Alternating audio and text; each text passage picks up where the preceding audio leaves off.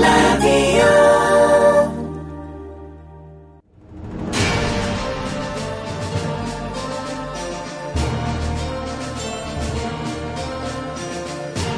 총선 특집 물뚝심송의 정당사.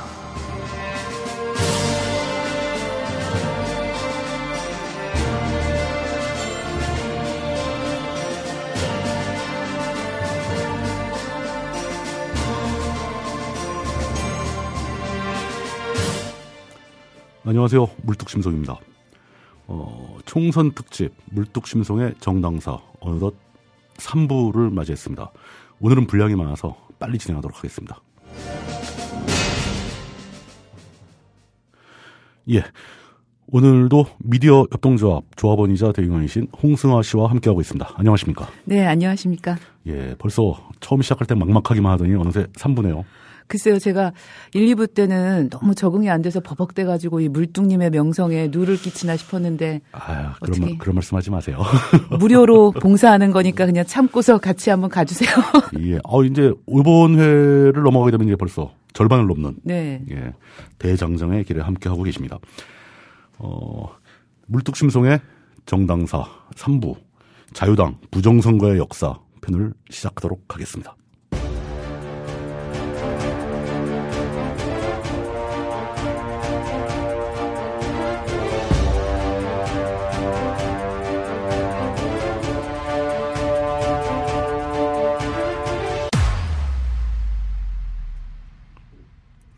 이제 해방을 넘어서 좀 살만해지나 했더니 전쟁이 났어요. 전쟁이 났어요. 우리나라 역사는 왜 이래 도대체. 아니 이거 같이 진행하는 제가 다 힘겨워요. 지금 드라마 한 2편 찍고 또 3편째로 넘어요. 그렇죠. 네. 대한민국 근대사에서 사실 가장 큰 사건입니다. 예. 대한민국과 우리 남한과 북조선, 조선민주주의 인민공화국 두 나라 모두에게 정말 해방 이후 가장 큰 영향을 준 사건이죠. 한국전쟁이요? 한국전쟁이죠. 예. 이제 한때는 이 한국전쟁이 남침이냐 북침이냐 가지고 논란이 많이 됐었습니다. 우리는 남침이라고 주장하고 북쪽에서 이제 북침이라고 주장을 하고. 근데 이게 남침 북침 용어를 잘못 만들었어요. 그래가지고 저희 대통령께서도 왜 그 용어 잘못 쓰셔서 한번 곤욕을 치르신 적이 있잖아요. 예, 그것도 있고 학생들한테 여론조사를 했는데 많은 수의 학생들이 북침이라고 대답을 했는데 걔들이 그러니까 남한이 북한을 침범했다는 뜻이 아니라 북한이 침범했다는 뜻으로 북침을 골랐다는 거예요. 말이 좀 이상해요, 이게. 예. 한 10여 년 됐나요? 대학에 강의하시는 동네 주민분이 그런 얘기를 하시더라고요. 요즘 애들의 역사의식이 얼마나 없냐면은 한국전쟁이 뭐냐고 물어봤더니 한국하고 일본이랑 전쟁한 거다. 이렇게 얘기했다는. 싸웠다면 이제 그렇게 싸웠을 거로 생각하기 쉽죠. 일본하고 우리 전쟁한 건 임진왜란 때 이유는 없어요. 예. 근데 이제 진지하게 남침이냐 북침이냐 논쟁이 남한 사회의 지식인들 사이에서 굉장히 논란이 됐던 적이 있죠, 과거에. 조선민주주의 인민공화국은 임시정부의 법통을 부정합니다. 임시정부의 법통이라는 것은 대한민국 임시정부가 자신들의 원조냐. 근데 북조선은 부정하죠. 관계없다.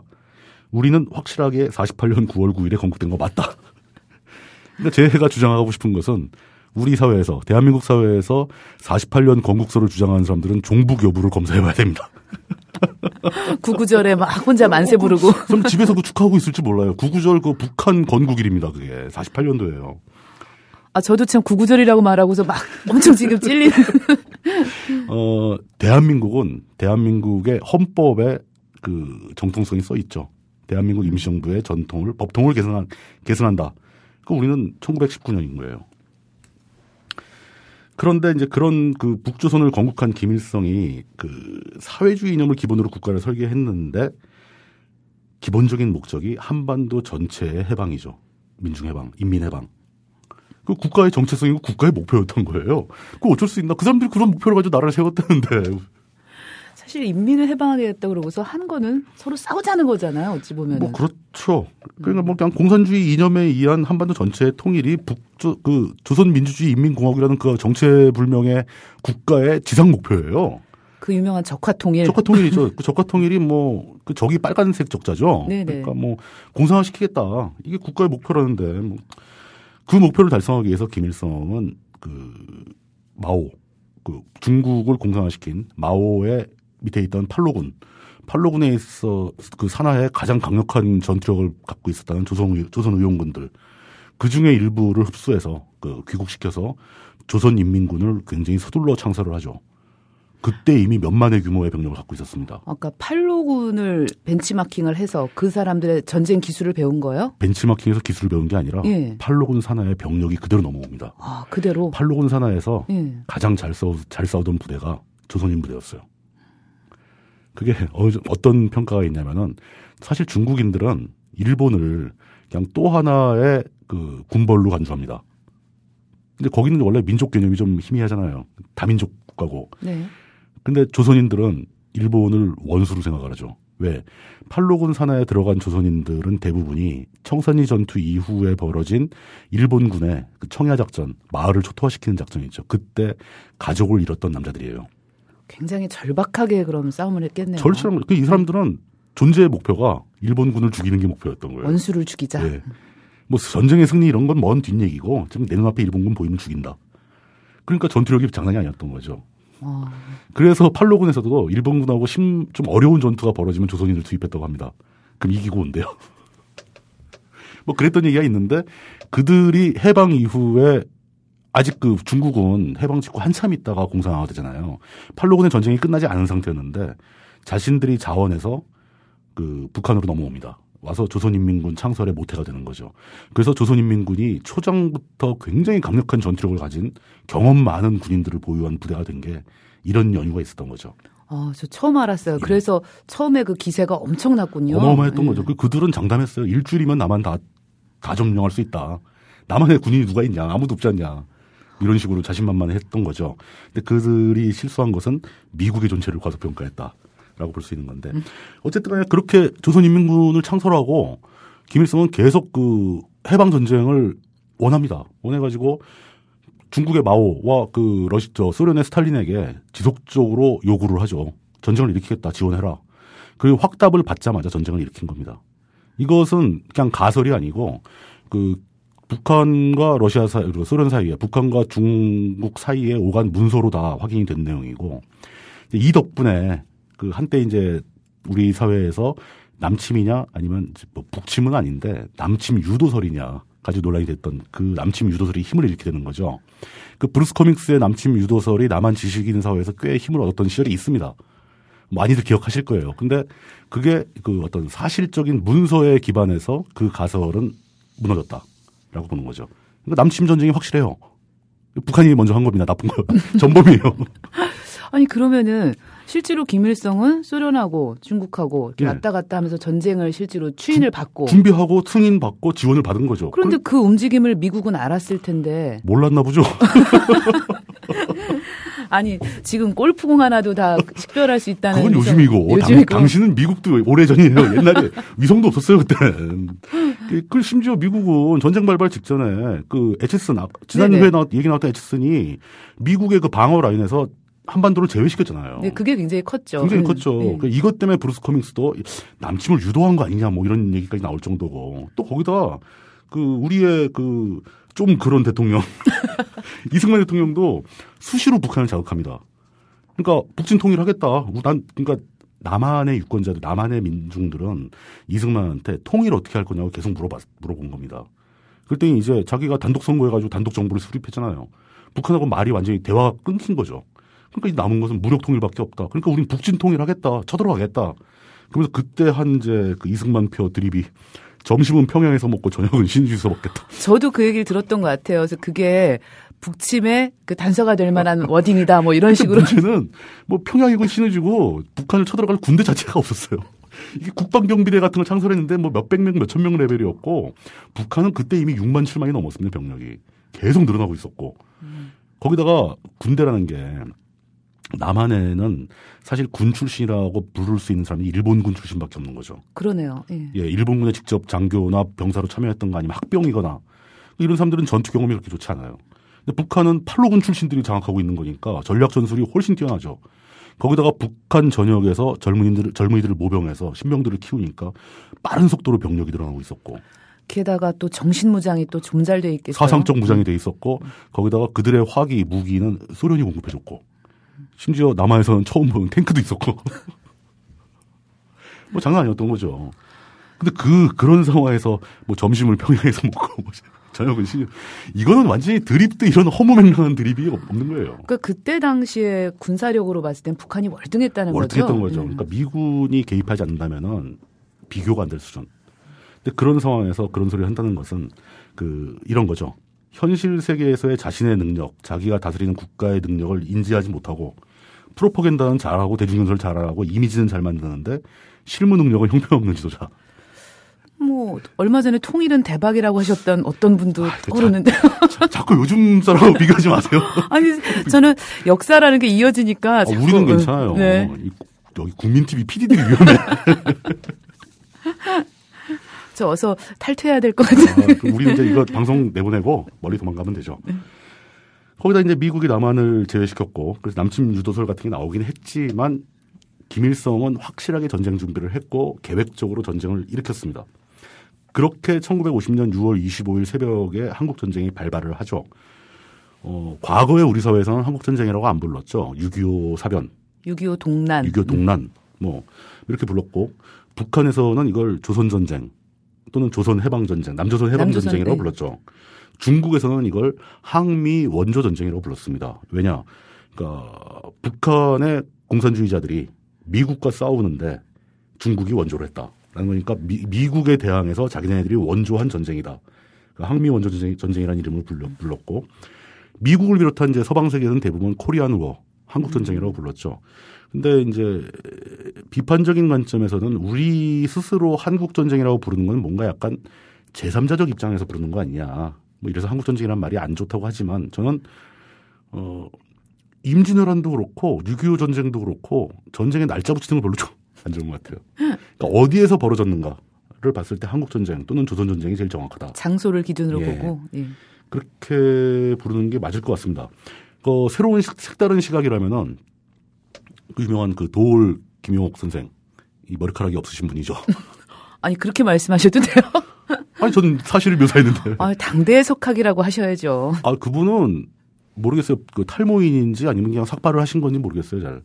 그러니까 뭐 상처 안 받으시길 권합니다. 근데 이 전쟁을 한국 전쟁을 단독으로 한국 전쟁으로 별도로 부르는 게 아니라 아주 거대한 30년 이상 진행된 거대한 동아시아 전쟁의 마무리 전쟁이었다라고 봅니다.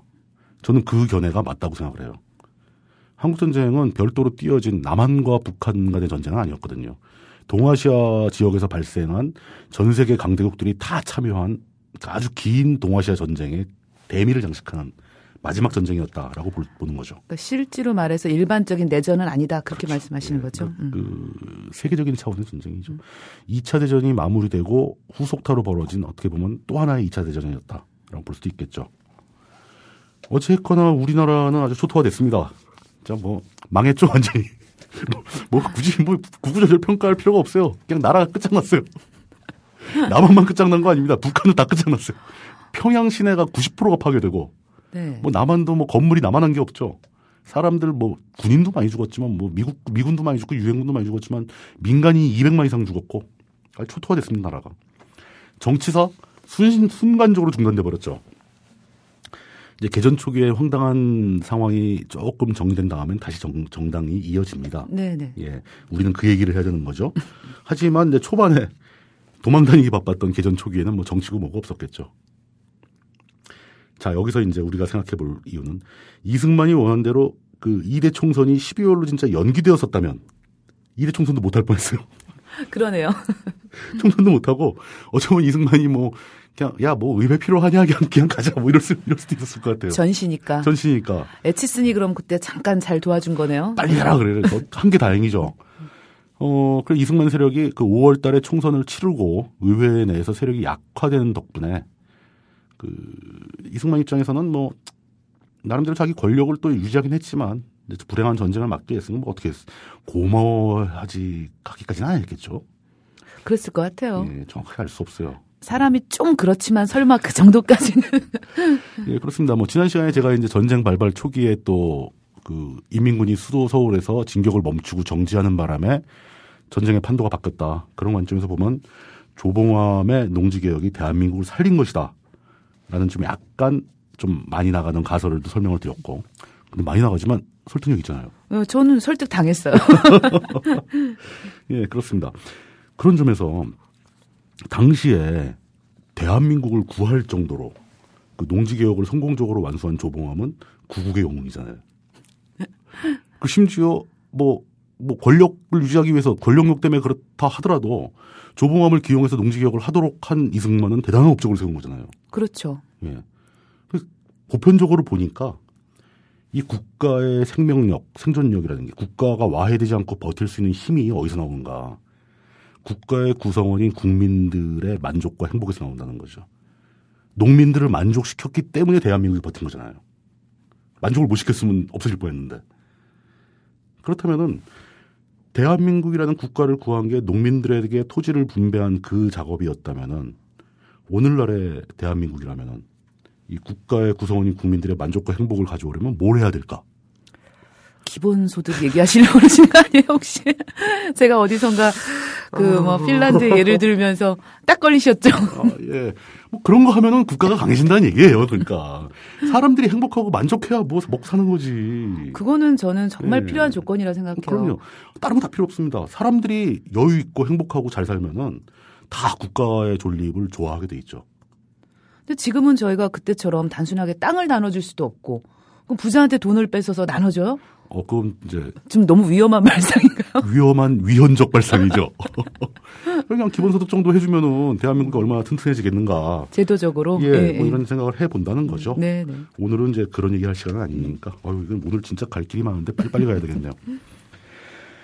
전쟁 중의 의회에 대한 설명을 드리겠습니다. 50년 5월 달에 이제 전쟁 직전에 2대 총선이 시작된 결과 국회 안에 이승만 반대파의 세력이 점점 강해졌다. 뭐 이 말씀 드렸고. 네. 이제 그 세력이 이제 총선 직전에 내각 책임제 개헌안이 제출되었지만 부결됐었다. 3분의 2 찬성표는 얻기 힘들었다. 이렇게 쭉 가는데 이제 뭐 거창 민간인 학살, 뭐 국민방위군 사건 때문에 이승만의 지지율은 점점 더 떨어지고 있었다. 아주 취약해지고 있었다라는 상황입니다. 그런데 이제 그 개전 초기 전쟁 혼란 상황이 정리가 되면서 51년 이제 서울 수복하고 막 서울은 수복했지만 전선이 근처에 있어가지고 상당히 긴 시간 동안 그 임시국회 행정부가 다 부산에 있었어요. 부산에서 이승만이 이제 머리를 쓰기 시작합니다. 내 권력을 더 유지하려면 어떻게 되는가. 이제 좀 살만해졌네요. 예. 뭐 나라는 뭐 그래 쏘쏘 뭐 그냥 반씩 다시 돌아가게 될 것 같고. 그래서 자신의 권력을 지켜줄 친위정당의 필요성을 절감하고 자유당 설립 작업에 착수하는 거죠. 51년도에. 아직 전쟁 중인 거죠? 전쟁 중이죠. 1년밖에 안 됐어요. 전쟁 난 지. 근데 자유당을 만들려고 보니까 사실 자신이 동원할 수 있는 세력이 많잖아요. 의회 내에 다 자기 반대파라고 그랬잖아요. 의회 내에 사람이 없는데. 그 남아있는 뭐 독촉 또 뭐 거기 뭐 대한국민당 해봐야 몇 명 안 돼요. 몇 명 안 되죠. 예. 그러니까 이제 사회적으로 끌어모을 수 있는 조직을 다 끌어모읍니다. 거기에 참여한 대표적인 조직이 대한노동조합총연맹. 그 한국노총의 원리죠. 예. 이거는 진짜 제가 자신 있게 말씀드리겠습니다. 그 한국노총의 명예를 훼손하는 한이 있어도 대한노동조합총연맹이 뭐 하는 사람들이냐면은 실제로 그 각종 노동단체, 농민단체에서 노동쟁이 이런 그 싸움을 벌리면은 그러니까 쫓아가서 막 두들겨 패고 막 깽판 치는 사람들이에요. 구사대 아니에요? 구사대 원조예요. 구사대 원조. 노동자들 탄압하는 게 노동조합 총연맹이었고 농민들 막 때려잡는 게 농민조합 총연맹이었고 이 사람들 다 끌어들입니다. 대한부인회 이 여성단체죠. 박마리아 씨가 그 예. 유명한 이기붕의 부인 예. 박마리아 씨가 뭐 그런 조직을 다 끌어모읍니다. 근데 그래도 부족해요. 가장 또 현실적이고 젊은 사람들, 행동대장인 사람들, 무력이 있는 사람들 이런 사람들이 어디 있는가 하고 봤더니 이범석을 추종하는 무리가 있었어요. 항일무장 투쟁하고. 예, 그 이범석의 명성 때문에 초대 국무총리 했던. 초대 국무총리, 초대 국방장관을 겸임했던 이범석이 만든 그 조직이 하나 있었는데 그 조선민족청년단이라는 조직이 있었습니다. 해방 이후 자유주의, 우익 뭐 이런 청년들이 여기 많이 들어갑니다.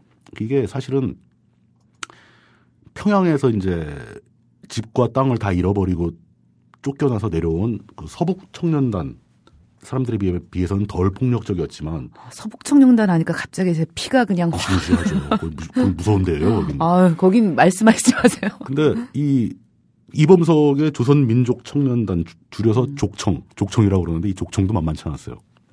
우익 테러로 만만치 않은 조직이었어요. 근데 이 족청 세력을 포함시키는 거죠. 그러면서 얘기를 한 게 이범석에게 이러이러한 이유로 자유당이라는 정당을 하나 만들고 싶다. 그러면서 그 창당 작업을 위임을 합니다. 그 이범석이 원외에서 의원들이 숫자가 부족하니까 원외에서 자유당을 먼저 설립을 하죠. 원외 정당 자유당이 생기는데 그게 51년 12월 17일 날 만들어집니다. 근데 그 과정에서 저 이승만은 이범석한테만 맡기는 게 아니라 원내에도 또 의원들을 포섭해서 자유당을 또 설립을 해요. 그래서 원외 자유당, 원내 자유당 두 개가 같이 생깁니다. 아, 참 머리가 그쪽으로 아무래도 굉장히 많이 발달하신 네. 분이에요. 그러니까 12월 17일에 원외 자유당이 탄생하고 12월 23일 일주일 뒤에 크리스마스 이브 전날이네요. 소장파 의원들, 의회 내 소장파 의원들이 중심이 돼서 원내 자유당이 또 만들어져요. 복잡하죠?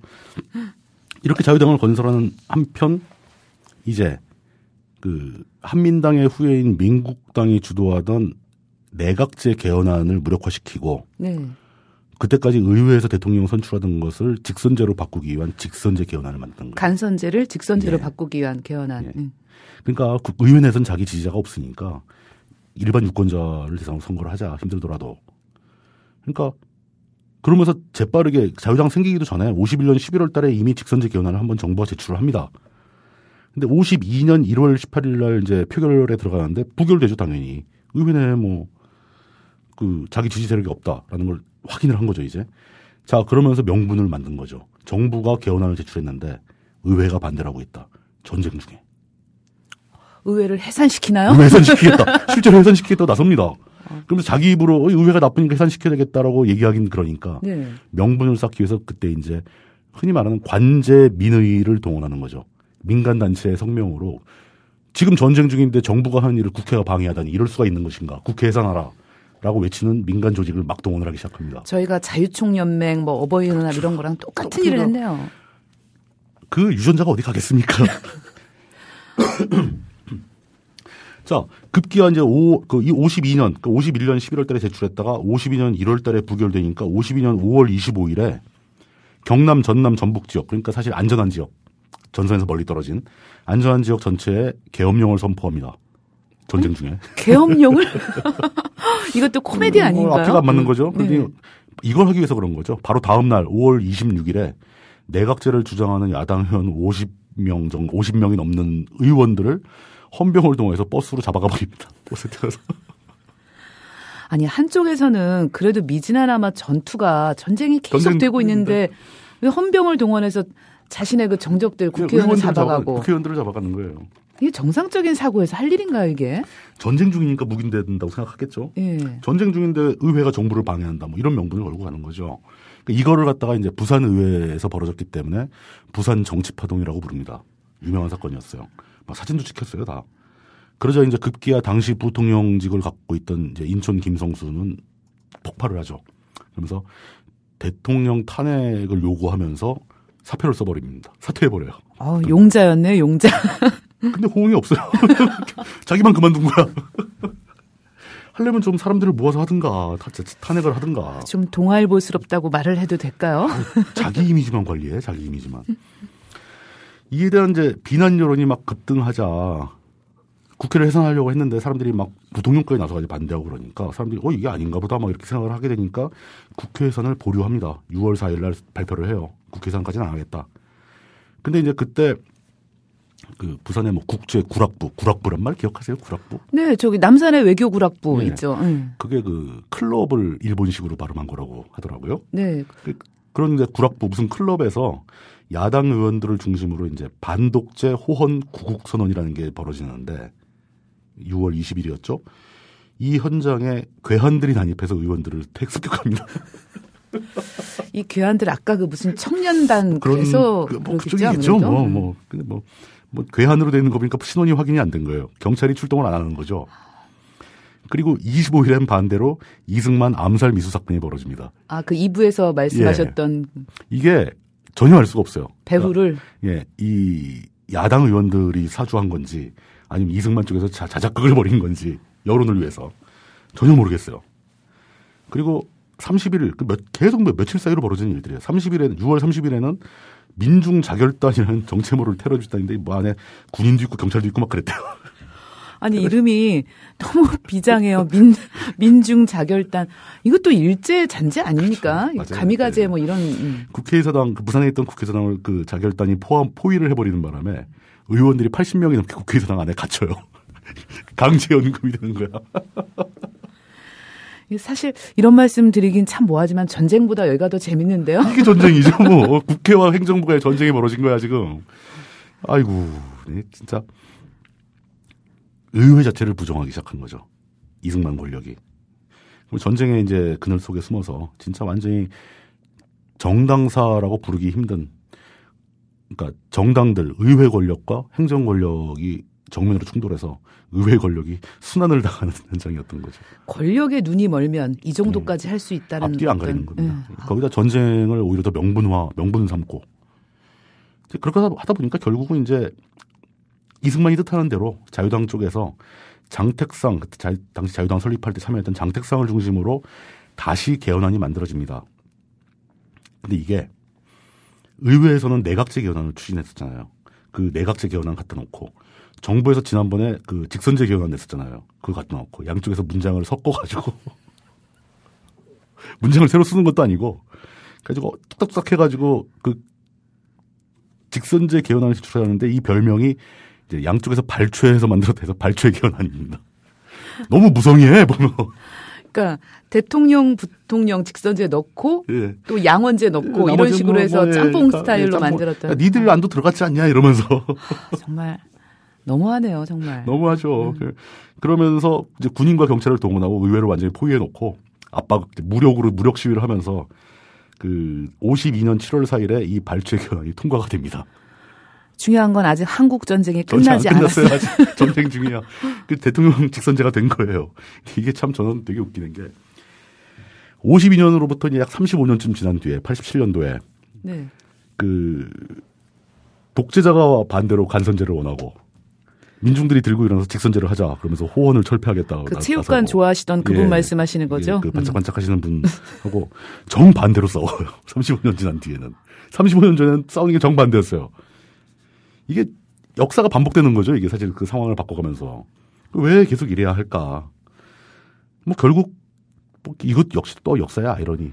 그러니까 내년 되면은 그 87년이 벌써 30주년이 된대요. 그러니까 그때부터 또 30년이 또 지난 거죠. 이제. 예, 저는 그 사실도 굉장히 숫자상으로는 분명한데 굉장히 받아들이기 힘든 거고 힘들죠. 그때랑 지금이랑 그때 그 직선제 개헌을 쟁취해내려고 그 수많은 분들이 그 넥타이 부대 이런 분들이 정말 랩으로 눈을 감싸고 전 사실 그때 이렇게 나이가 나와도 되는지 모르겠지만 고등학생 신분이었는데. 아, 예, 그러셨군요. 아, 네, 좀 생각보다 젊어서. 근데 그때 정말 그 4.13 호원 조치 이후로 막 저도 생각나거든요. 호회로 막 뿌려지고. 예. 근데 거기는 직선제. 그리고 이승만은 또 절대로 하기 위해서 국민한테 선거를 하자. 대통령 직선제를 위해서 이렇게 사람들을 국회의원을 이 전쟁 중에 때리고 잡아 가두고 고문하고 믿겨지지가 않네요. 그렇습니다. 결국 이승만은 이제 전쟁을 최대한 빨리 마무리하고 국가를 재건하겠다는 노력보다 그것보다 더 급한 게 있었던 거예요. 내가 권력을 유지해야 된다. 그 사람에게 우선순위는 거기에 있는 겁니다. 그런 분을 어떻게 국부라고 불러요? 그래서 국군가 보죠.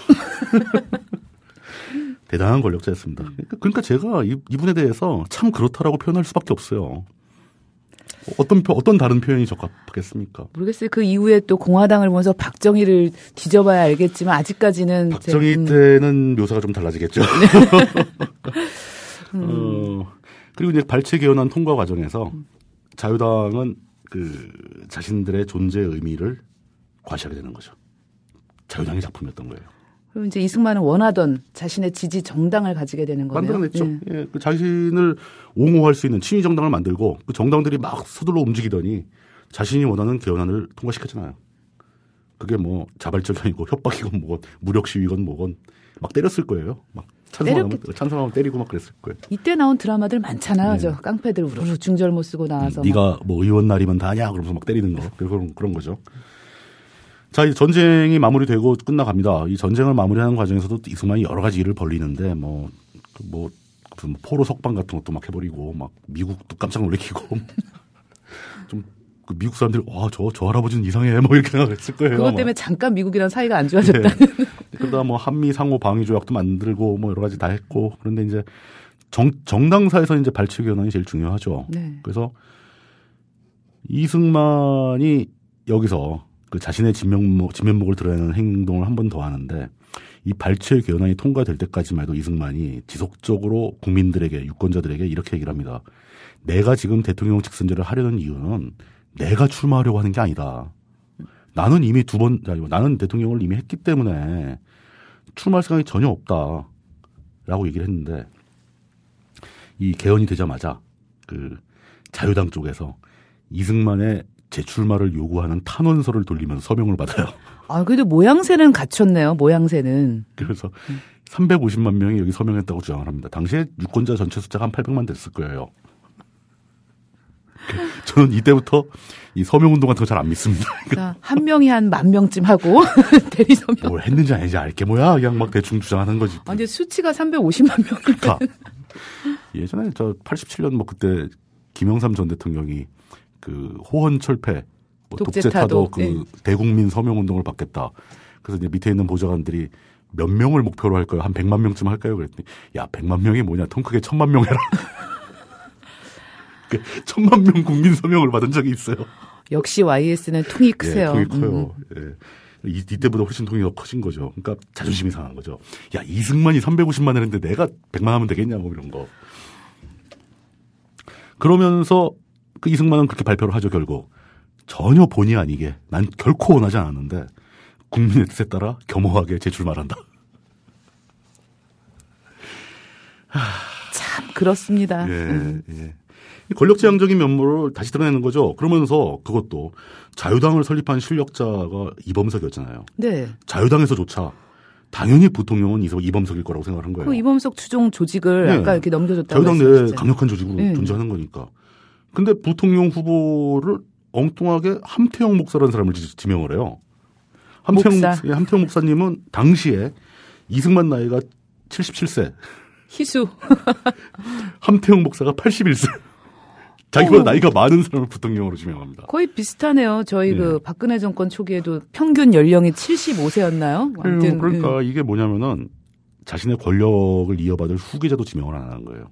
이범석에게 그 권력을 주면은 자기 권력이 위험해진다. 나 앞으로 한 10년 더 할 거다라는 생각인 거지. 실제로 이승만이 자녀도 없었죠. 그러니까.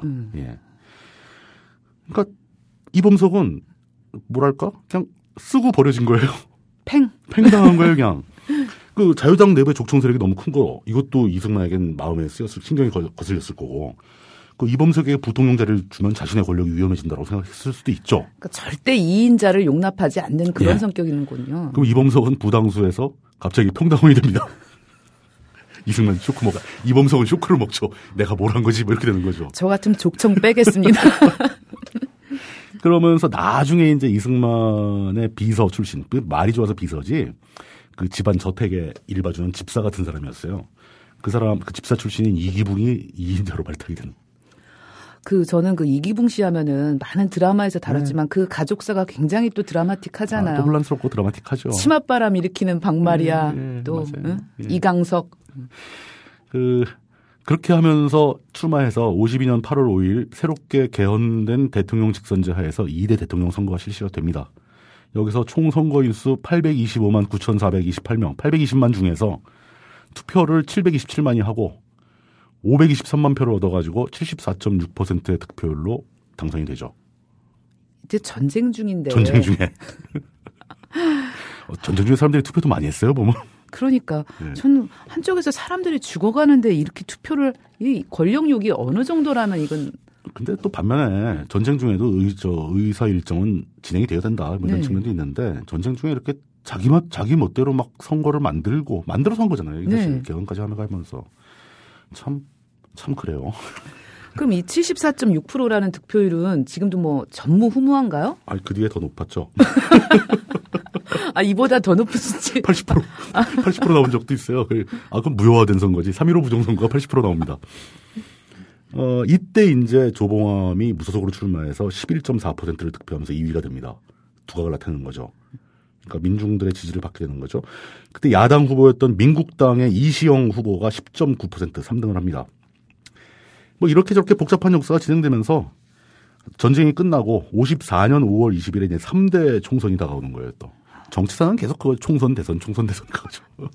지금도 이번에 총선 다음에 대선 다 이거잖아요, 정치사는. 이때 이제 3대 총선은 뭐 사실 이제 자유당이 막 지멋대로 하고 있는데 독재적으로 하고 있고 야당 의원들 잡아다 때리고 막 그러는데 정당사에 무슨 의미가 있겠느냐 하는데 그래도 형식적인 의미가 있는 총선이었습니다. 3대 총선에서 최초로 정당 공천제도가 도입되죠.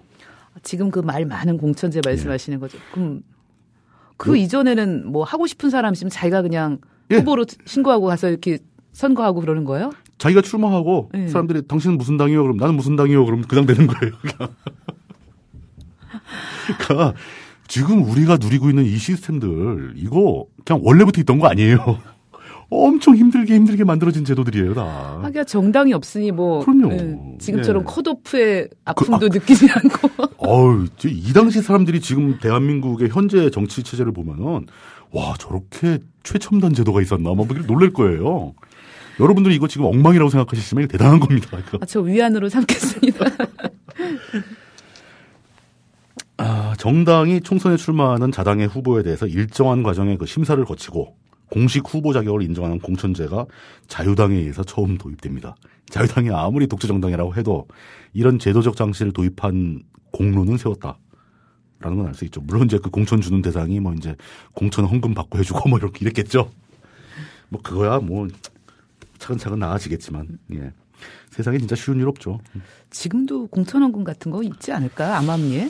암암리에 있다고 하는데 근거를 제가 모르니까 있다고 말씀드리면 안 되죠. 한때 집안에서 정치하는 분 계시면은 대대로 어렵다 이런 소문들이 돌기도 하고 땅 팔고 뭐 이제 공천헌금이 전에 그 선거에 출마할 때 내는 공탁금도 작지 않아요. 국회의원이면 1,500인가 그렇습니다. 네. 그거 일정 비율 득표 못하면 그냥 날리는 거예요.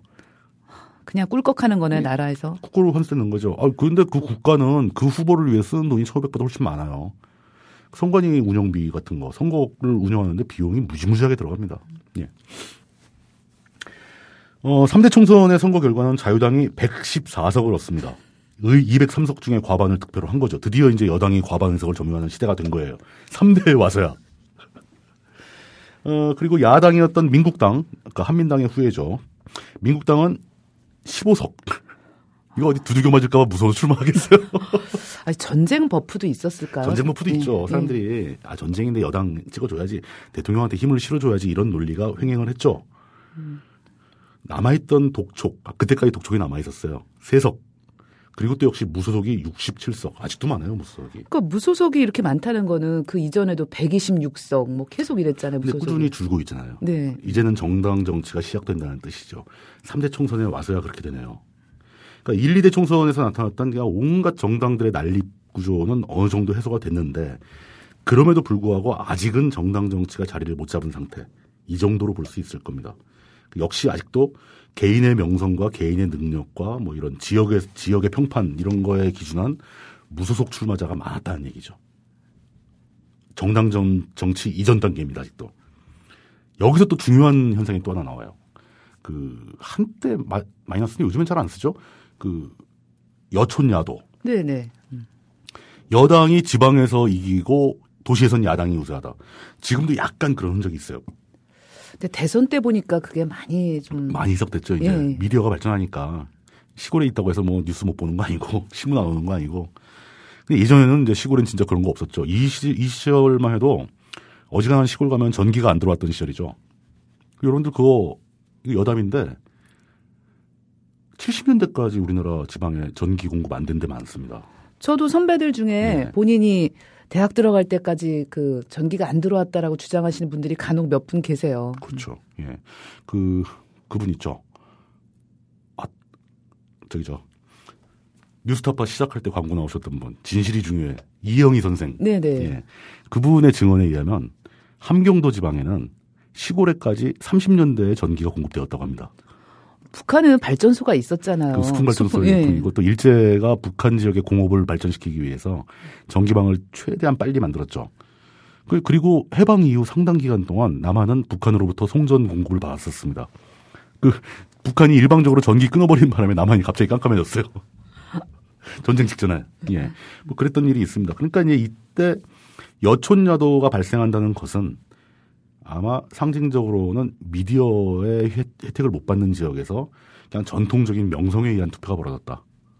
여당이다 그럼 찍어주고 막 이런 일이 있었다라고 볼 수 있겠죠. 여촌야도 현상이 공식적으로 발생한 게 이 3대 총선입니다. 그러니까 뭔가 굉장히 나중에 벌어지는 근대적인 투표의 양상들이 막 나타나기 시작하는 거죠.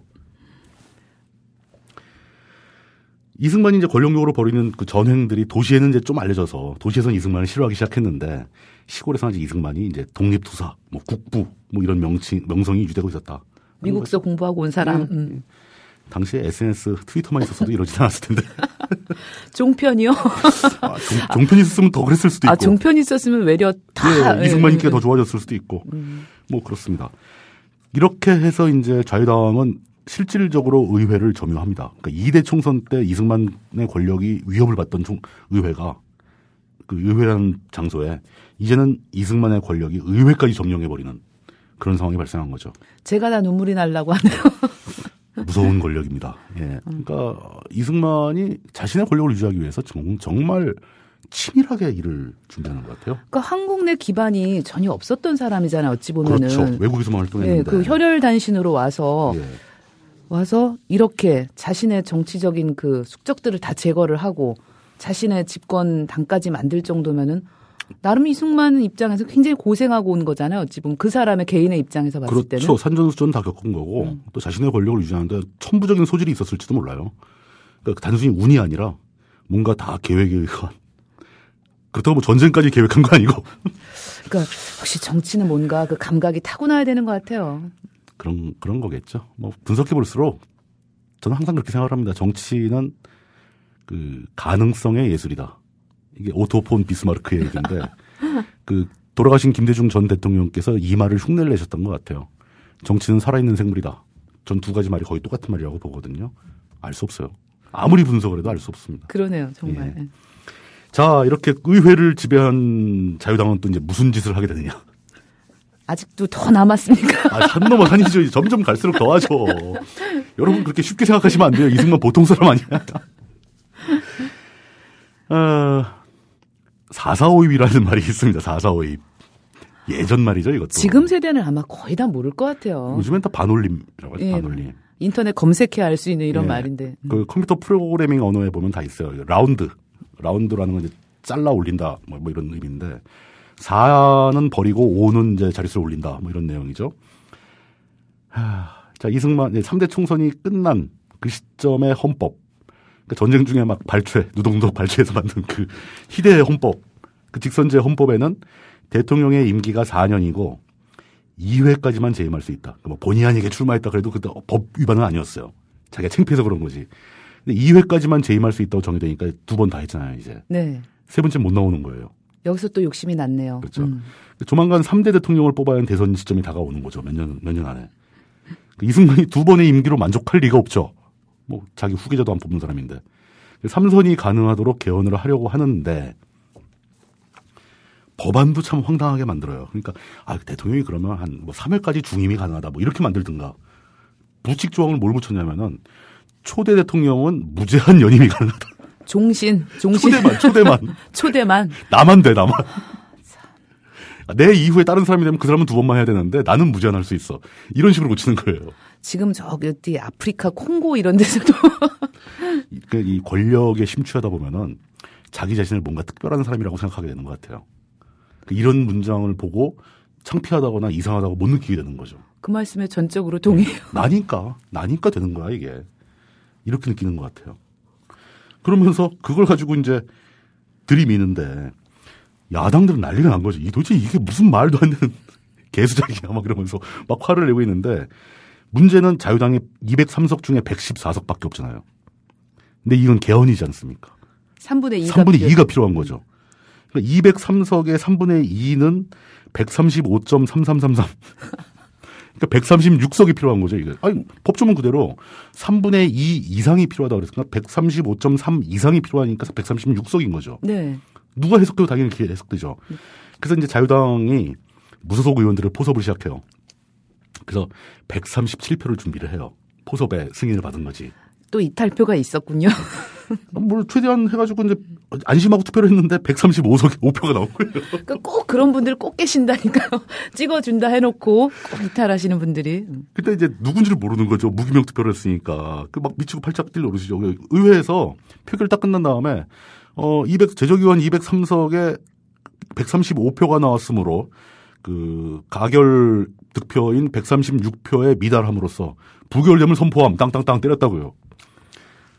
그 억울하잖아요, 자유당. 자유당은 이제 무지하게 혼났겠죠, 이승만한테. 니들 어떻게 하는 거야, 막 그래. 왜 이 자유당이 그 무소불위의 자유당이 왜 그때 그 실명 투표를 했으면 바로 잡아갔을 텐데. 그래도 가능하다고 생각을 했겠죠. 근데 두 표가 없어진 건데 뭐 두 표가 어디로 사는지는 역사적으로 이제 미궁에 빠진 얘기입니다. 아마 양심의 가책을 받았거나. 전 이런 게 되게 궁금해요. 누가 반대했을까, 2명.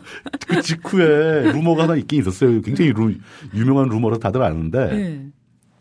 혹시 알지 않으세요? 그 루머. 아니요, 저는. 그 한자 문맹 얘기.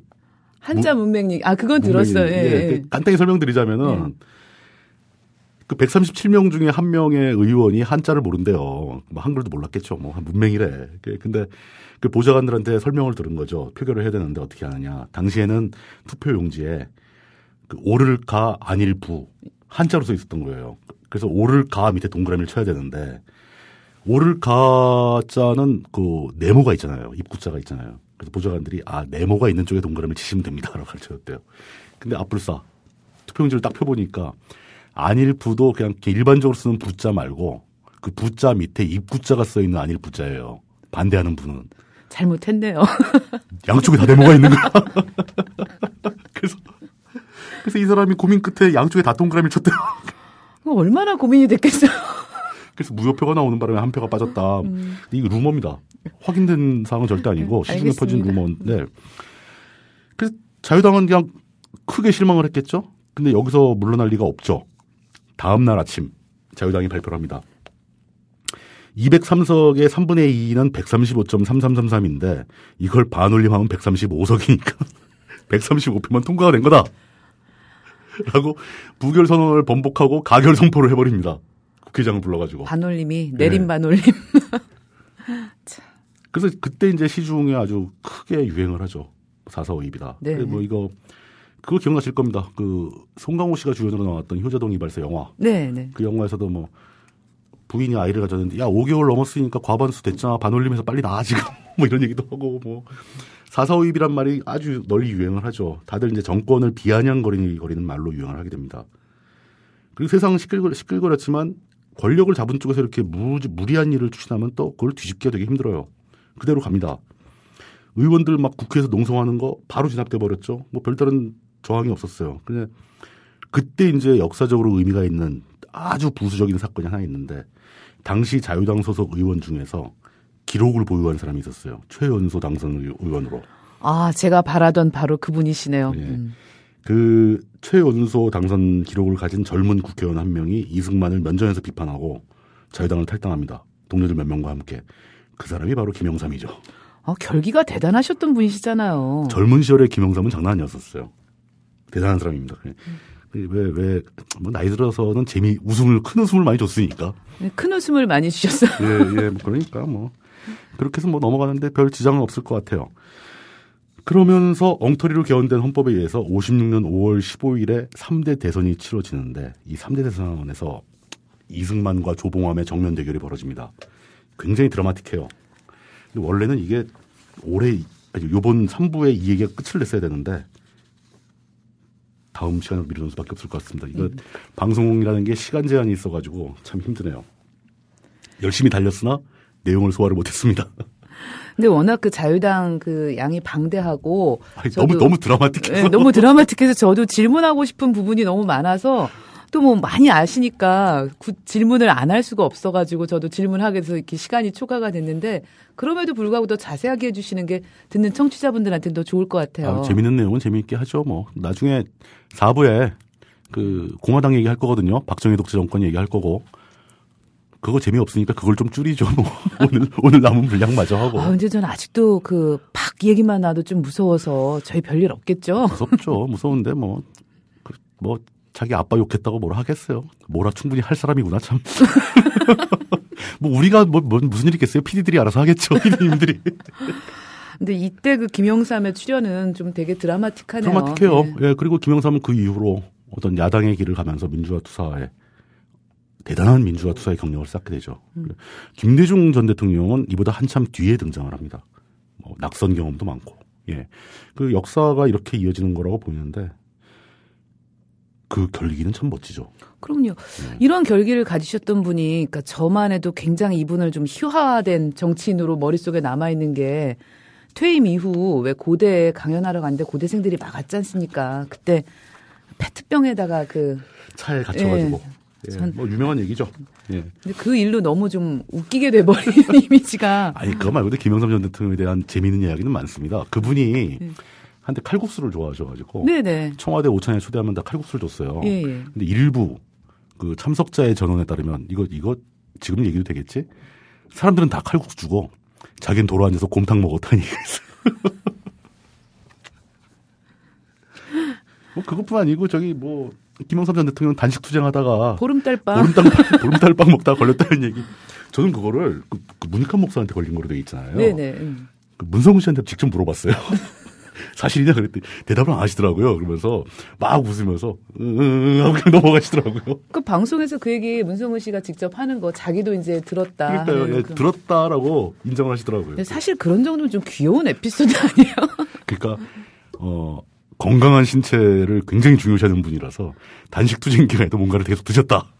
그렇죠. 김영삼 대통령 하면은 그 유명한 또 영어로도 유명하잖아요. 그럼요. 그 예전에 그 미국에 방문해서 클린턴하고 조깅한다고 전 아직도 그 비주얼이 잊혀지지 않는데 그 조깅하는 사진 그 막 올라오고 막 그랬었거든요. 그 웨스트민스터 젊은 장교들보다 자기가 잘 뛴다고. 막 그랬던 일도 있었죠. 하여간 뭐 재밌는 분인데 이때 이제 우리나라 정치사에 자신의 이름을 강하게 알린 겁니다. 그러면서 야당의 어떤 반독재 투쟁의 중심에 서게 되죠. 그렇게 건강을 잘 챙기셨던 분도 세상을 떴다는 사실이 조금. 그거는 사람은 누구에게나 그 주어진 시간에 한계가 있는 거죠. 그 주어진 시간 동안 각자 최선을 다해서 그 보람차고 행복하게 보내는 게 올바른 태도겠죠.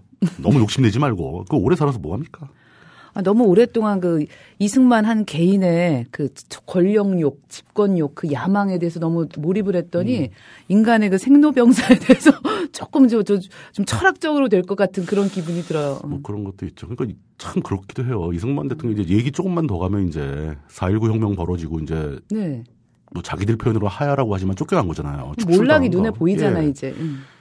왜 결국 그렇게 될 걸? 왜 이렇게 욕심을 부리나? 뭐 그 사람이 돈을 뭐 많이 챙겨간 것도 아니고 왜 자기만이 이걸 할 수 있다고 생각을 했는지 권력을 잡게 되면 사람의 생각이 그렇게 바뀌는 건지 이런 좀 약간 이 무상함 그 김무성이 아니고 무상함 무상함이 많이 느껴져요. 이승만의 일대기를 보다 보면 기본 품성이라고 해야 될까요? 본성? 뭐 잘 모르겠습니다. 그걸로는 또 설명이 안 되는 부분들이 많죠. 보는 관점에 따라서 굉장히 다양한 감성적인 해석이 나올 수 있겠죠. 예.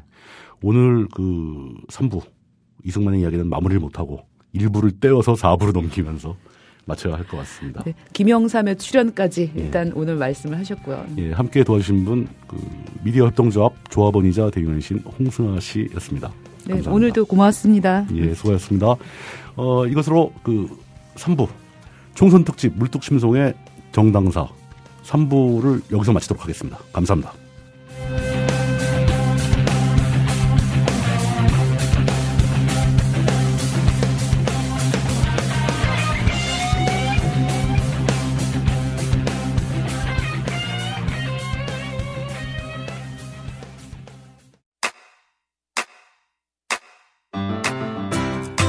국민 라디오 지지하는 4가지 방법 아시나요?